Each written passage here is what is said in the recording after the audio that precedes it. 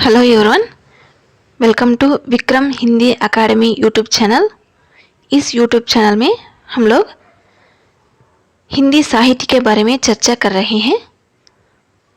पिछले कक्षाओं में सूरदास के बारे में संक्षिप्त समाचार सुने हैं।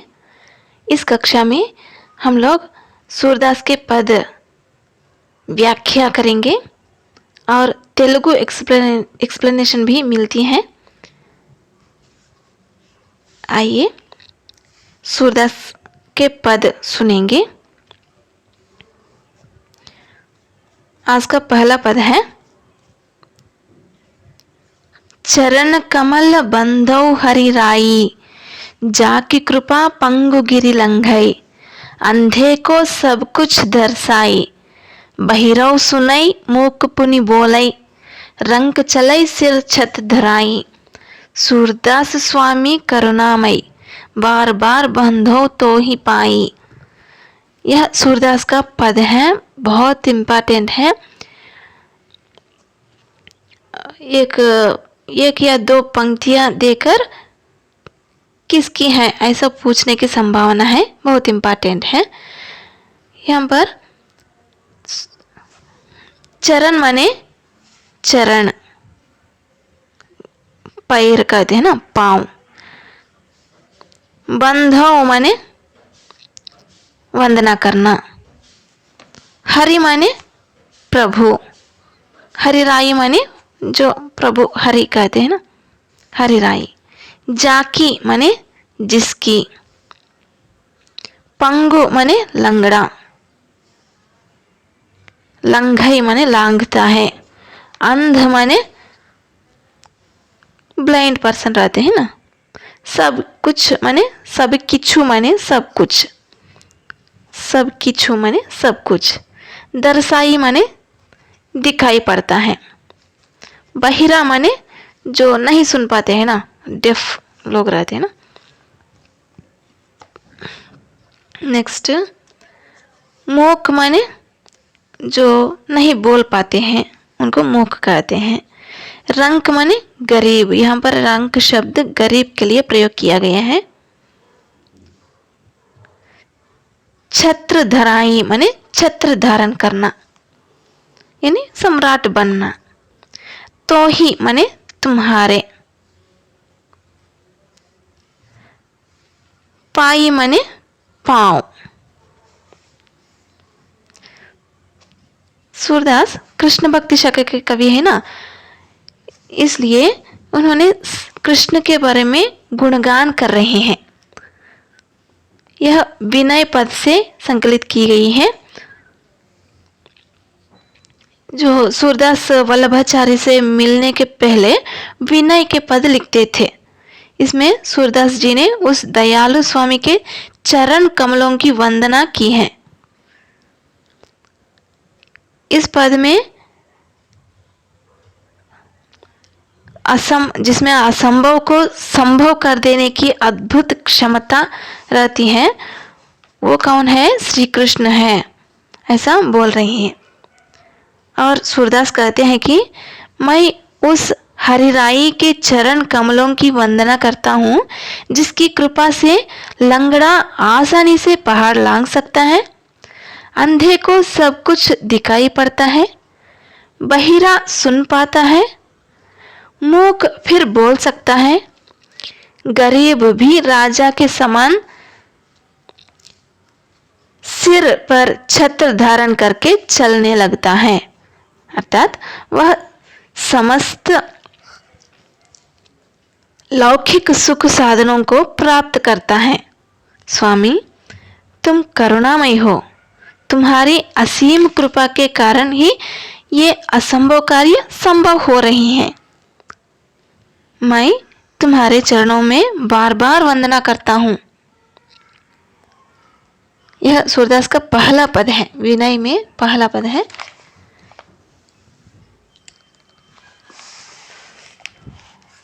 यहाँ पर श्री कृष्ण के बारे में बहुत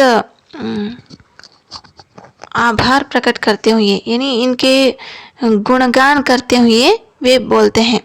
श्री कृष्ण का గుణాలను చెప్తూ ఆయన గొప్పతనాన్ని ఇందులో చాటి చెప్పడం జరిగిందనమాట. ఎవరి చరణాల విందాల పైన మనం పడతామో వాళ్ళ ద్వారా ఏం జరుగుతోంది అంటే కుంటివాడు కూడా నడవగలుగుతున్నాడు. అంటే మనం ఎవరి కాళ్ళపైన అయితే పడతామో వాళ్ళు ఇట్లాంటి కటాక్షం ఇస్తున్నారనమాట. ఎవరు ఇస్తున్నారు? శ్రీకృష్ణుడు. శ్రీకృష్ణుని కటాక్షం వల్ల కుంటివాడు కూడా నడవగలుగుతున్నాడు, కొండను కూడా ఈజీగా ఎక్కేస్తున్నాడు. గుడ్డివారు అంతా ప్రపంచాన్ని అంతా చూడగలుగుతున్నారు. చెవిటివాడు మనం మాట్లాడేదంతా వినగలుగుతున్నాడు. ఎంతటి బీదవాడైనా కూడా రాజులాగా తిరుగుతున్నాడు. దానికి కారణం ఏంటి? ఈ కరుణామయుడే అంటే శ్రీకృష్ణుడే. అట్లా అసాధ్యమైన పనులను కూడా సాధ్యం చేయగలిగే సత్తా శ్రీకృష్ణునికి ఉంది. అందుకే ఆయన చరణాలను అంటే పాద పద్మాలు అంటారు కదా, వాటిపైన నేను పదే పదే వందనం చేయదలుచుకున్నాను అని సూర్దాస్ గారు చాలా గొప్పగా వర్ణించారు. ఇందులో శ్రీకృష్ణు యొక్క గొప్పతనం ఈ ఒక్క పద్యంలోనే తెలిసిపోతుందన్నమాట. అసంభవమైన కార్యాలను కూడా సంభవం చేసేవాడు భగవంతుడు అన్నట్టు. आइए अब हम दूसरा पद के बारे में चर्चा करेंगे. यह है दूसरा पद. मेरो मन अनत कहाँ सुख पावई, जैसे उड़ी जहाज को पंछी पुनि जहाज पर आवई, कमल नयन को छांडी महातम और देव को ध्यावई, परम गंग को छाड़ी पियासो दुरमति कूप खनावई, जिहि मधुकर अंबुज रस छाखई, क्यों करील फल भावई, सूरदास प्रभु कामधेनु तजी छेरी कौन दुहावई. इसमें मेरव माने मेरा, अनत माने अन्य स्थान पर, कहम माने कहाँ, कौ माने का, पंछी माने पक्षी, पुनि माने फिर, चांडी माने छोड़कर, महात्म माने महात्मा, को कौन ध्यावई ध्यान करता है, छांडी छोड़कर, पियासो प्यासा, दुरमति जिसकी समझ ठीक न हो, कूप माने कुआं बावी तेलुगु में, खनावई माने खोदना है, मधुकर माने भ्रमर,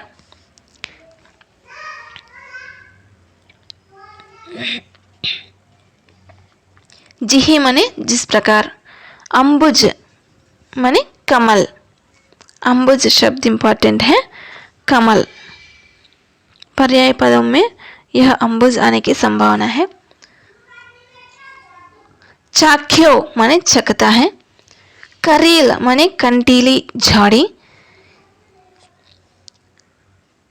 कामधेनु माने इच्छाओं को पूर्ण करने वाली गाय है, छेरी माने बकरी, दुहावई माने दूध निकलने वाले हैं, दुहावई माने दूध निकलवाई है. यहाँ पर सूरदास ने श्री कृष्ण से विनती करते हैं कि सागर के बीच की नौका पर स्थित पक्षी अपनी आदत के अनुसार आकाश में थोड़ी देर उड़ता है, फिर कहीं बैठने का आधार न पाकर उसी नौका पर आ जाता है. इसी प्रकार मेरा मन आपको छोड़कर कहीं नहीं जा सकता. कमल नयन श्री कृष्ण को छोड़कर कोई भी अन्य देवताओं की पूजा नहीं करता है. प्यास बुझाने के हेतु गंगा के मधुर जल को छोड़कर कोई भी कुआं नहीं खोदता. कमलों के मकरंद को त्याग कर भ्रमर करील के फल खाता ही नहीं है. दूध के लिए संसार में कामधेनु को छोड़कर कोई भी बकरी नहीं दूहता है। इस पद में सूरदास ने अनेक उदाहरण प्रस्तुत करते हुए स्पष्ट करते हैं कि श्री कृष्ण के चरणों को छोड़कर अन्य देवों का भजन उन्हें अच्छा ही नहीं लगता है। इस पद में सूरदास का अनन्य भक्ति व्यंजित होती है। ఈ పద్యంలో సూరదాస్ గారు ఏం చెప్తారంటే, ఏ విధంగా అయితే సముద్రంలో ఉన్న నావ పైన ఉన్న పక్షి తన మామూలు అలవాటు ప్రకారంగా ఎగురుతుంది కదా, కొద్ది దూరం ఎగిరి మళ్ళీ దానికి కూర్చోవడానికి స్థానం లేక మళ్ళీ వచ్చి నావ పైన కూర్చుంటుంది కదా, అదే విధంగానే నేను కూడా అంటే శ్రీకృష్ణుని భక్తిలో అంత పరవశమైపోయాడనమాట. శ్రీకృష్ణుని తప్పగా ఇంకెవ్వరిని ఆయన పూజించడు అని ప్రతీకాత్మకంగా చెప్తున్నారు ఇక్కడ సూరదాస్ గారు. నేను శ్రీకృష్ణుని ఉపాసన అంటే శ్రీకృష్ణుని భక్తి భావాన్ని తప్పగా ఇంకెవ్వరిని నేను పూజించను అని చెప్తున్నారనమాట. ठीक है, अब हम दूसरा पद सुनेंगे.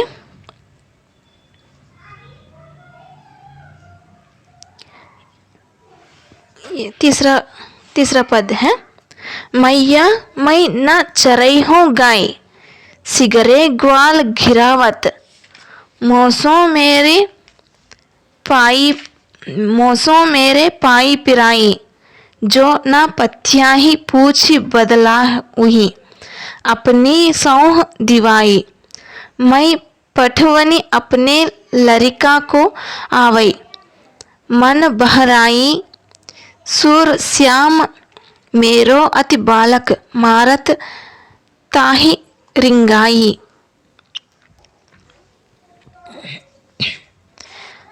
यहाँ पर मैया माने माँ,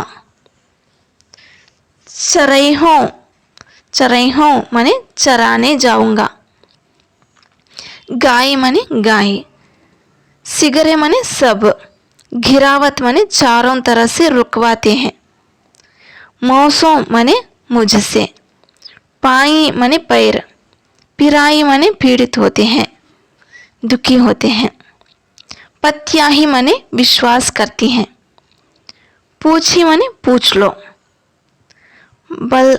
बलदाऊही माने भाई बलराम को,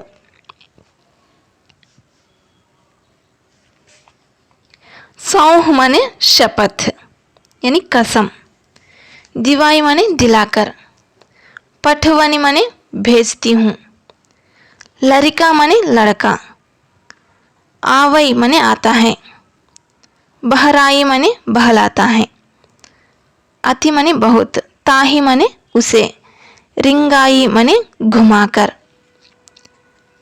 एक दिन श्री कृष्ण यशोदा से कहते हैं,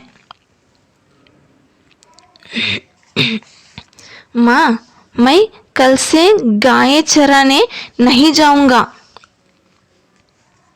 क्योंकि गोचारण के समय सब ग्वाल मुझे घेर लेते हैं और मेरे पैरों को बड़ी पीड़ा पहुंचाते हैं. मैं अपनी सौगंध खाकर ये बातें कह रहा हूँ.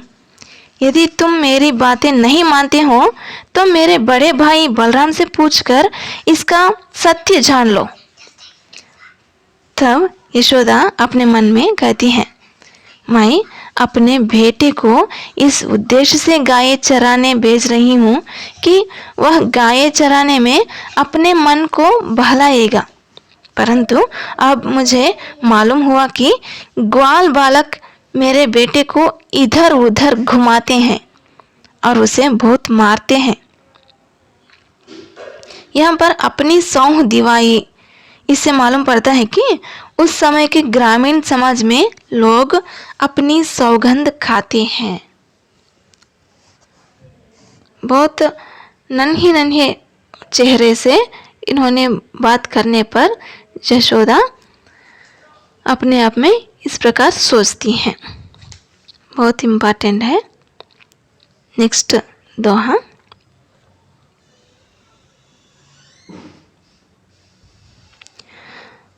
यह दोहा बहुत अच्छा रहता है। मैया कबही बढ़ाएगी चोटी, कितनी बार मोही दूध पियत भई, यह अजहू है छोटी। तू जो कहती बल की बेनी, जो वही है लंबी मोटी।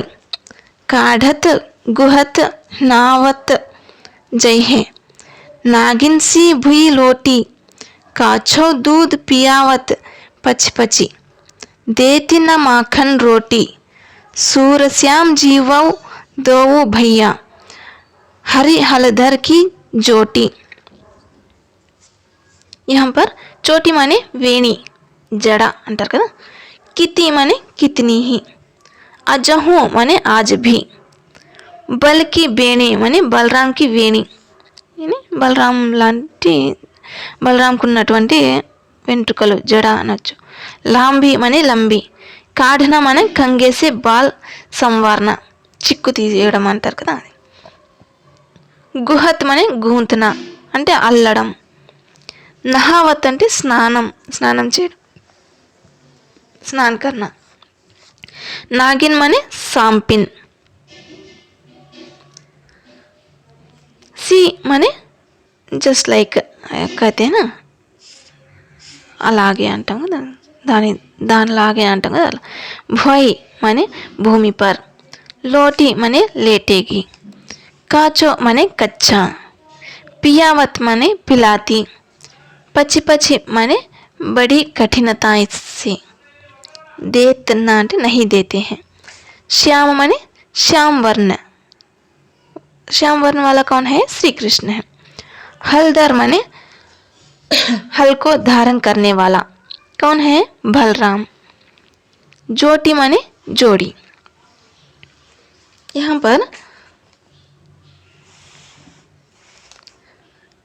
बालकृष्ण जो श्री कृष्ण अपनी माँ से पूछता है, हे माँ मेरी चोटी, एक मिनट, हे माँ मेरी चोटी कब बढ़ेगी? मुझे इसके लिए कितनी ही बार दूध पीना पड़ा, परंतु यह चोटी आज भी चोटी ही है. तू तो कहती थी कि बलराम की वेणी की भांति मेरी चोटी भी बराबर लंबी और मोटी हो जाएगी.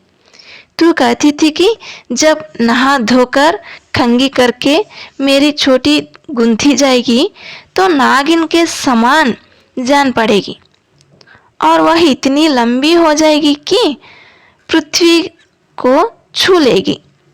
पर यह नहीं हुआ. तू मक्खन रोटी नहीं देती, किंतु बड़ी कठिनाई से कच्चा दूध पिलाती है. फिर मेरी चोटी कैसे बढ़ेगी? सूरदास जी कहते हैं कि कृष्ण तथा बलराम की जोड़ी चिरंजीवी रहे, अर्थात उनकी जोड़ी भक्तों के हृदय में చిరంజీవి रहे. इस पद्य में ఈ పద్యంలో శ్రీకృష్ణుడు వాళ్ళ అమ్మతో యశోదతో చెప్తున్నారంట, అమ్మ నా జుట్టు ఎప్పుడు పెరుగుతుంది, ఇంకా ఎన్ని పాలు తాగాలి నేను జుట్టు బాగా పెరగాలంటే అని అడుగుతున్నాడు అనమాట.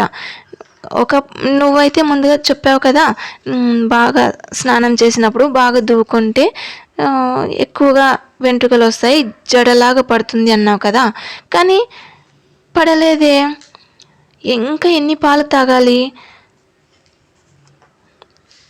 నువ్వైతే రోటీ కానీ వెన్న రోటీ ఇవ్వటం లేదు, మరి నా జడ ఎలా పెరుగుతుంది?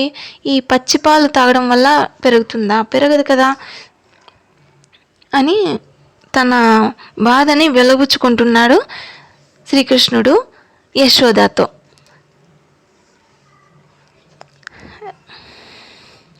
అంటే ఇక్కడ చిన్నపిల్లల మనస్తత్వము స్పష్టంగా అర్థమైపోతుంది చూడండి. చిన్నపిల్లలు ఎప్పుడెప్పుడు పెరుగుదామా, ఎప్పుడెప్పుడు పెద్దవాళ్ళు అవుతామా అని ఆలోచిస్తుంటారు, వాళ్ళ జడ పెరగాలి అని ఆలోచిస్తుంటారు. ఇలాంటివన్నీ మనం మన ఇళ్ళల్లో కూడా చూస్తుంటాం కదా. ఇదే సందర్భాన్ని సూర్దాస్ గారు పద్య రూపంలో చెప్పారనమాట, చాలా సుందరంగా వర్ణించారు. చాలా స్వాభావికమైన వర్ణన ఈ పద్యంలో మనకు లభిస్తుందన్నమాట. नेक्स्ट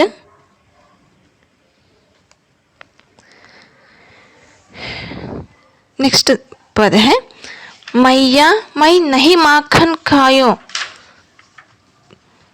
ख्याल परै ये सखा सबई मिली, मेरे मुख लपटायो, देखी तुही छींके पर भाजन ऊंचाई लटकायो, हऊ जो कहत नान्हे कर अपनई, हऊ कैसे करी पायो, मुख दधि पोंछी कहत नंद नंदन देवना, पीढ़ी द्वारयो दुरायो, डारी सांठी मुस्काई जशोदा, श्याम ही कंठ लगायो, बाल विनोद मोद मन मोह्यो, भक्ति प्रताप दिखायो, सूरदास जसुमति को यह सुख, शिव बिरंची नहीं पायो। ख्याल परे माने जान पड़ता है, भाजन माने पात्र, धरी माने रख कर, दोना माने दोन्ने, दुरायो माने छिपाया, बिरंची माने ब्रह्मा। इस पद्य में बालकृष्ण की माखन लीला का वर्णन मिलता है। इसमें उनकी क्रीड़ाओं और चतुरता का चित्रण भी मिलता है। एक दिन बालकृष्ण माखन की चोरी करते हुए पकड़े गए हैं। गोपिकाओं ने उस पर यशोदा से शिकायत की। तब कृष्ण अपनी सफाई का समर्थन करते हुए कहता है, माँ मैंने माखन नहीं खाया, मेरे ये दोस्त खूब सोच विचार कर मेरे मुंह पर इसे लगाया है। तुम ही देखो कि मैं अपनी छोटी बाहों से छींके पर का पात्र कैसे ले सकता हूँ। अपने मुंह पर लगे माखन को पोंछकर उन्होंने माखन के दोने को पीठे के पीछे छिपा लिया। उनकी बातें और चेष्टाएं देखकर यशोदा ने छोटी छड़ी को नीचे गिराया और हंसकर कृष्ण को गले लगा दिया। कृष्ण का बाल विनोद मन को मोहित करता है और भक्त का प्रताप साबित करता है।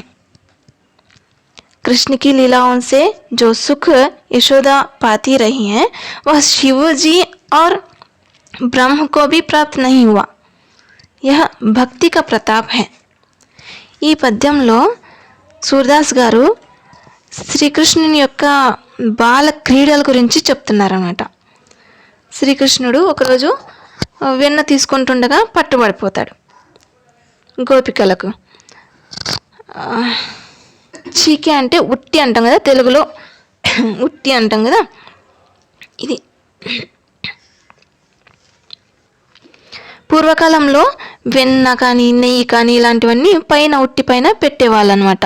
పిల్లి కానీ ఇలాంటివి ఏవి ఎగరకుండా తీసుకోకుండా ఒక ఉట్టి పైన పెట్టేవాళ్ళు. అలాంటి ఉట్టి పైన యశోద వెన్నని పెట్టి ఉంటుంది. ఏదో విధంగా మొత్తానికైతే ఆ వెన్నని తీసుకున్నాడు, తింటున్నాడు. కానీ ఎప్పుడైతే పట్టుబడతాడో తన తప్పుని కప్పిపుచ్చుకోవడానికి ఎంత బాగా చెప్తున్నాడంటే ఈ పద్యంలో సూర్దాస్ గారు, అమ్మ నేను వెన్న తినలేదు, వీళ్ళే అంత ప్లాన్ చేసి నా మూతి పైన వెన్న పూసినారు, సో నన్ను నీకు పట్టిస్తున్నారు.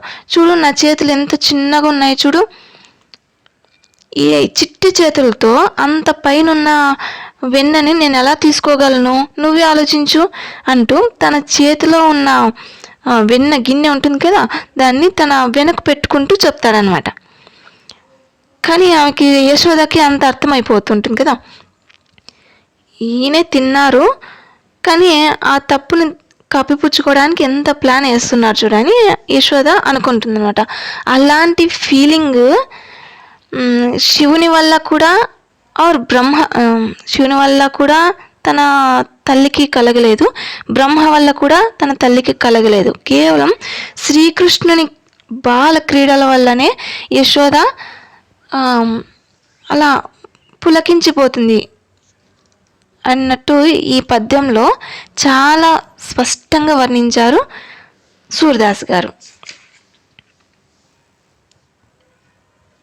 ये सारे पद हैं, सूरदास के पद हैं, बहुत इम्पोर्टेंट है। यहाँ से शब्दों का अर्थ पूछने की संभावना है और पंक्तियाँ देकर ऐसा भी पूछ सकते हैं पंक्ति किसका है, और पद्य देकर इसका अर्थ भी पूछने की संभावना है।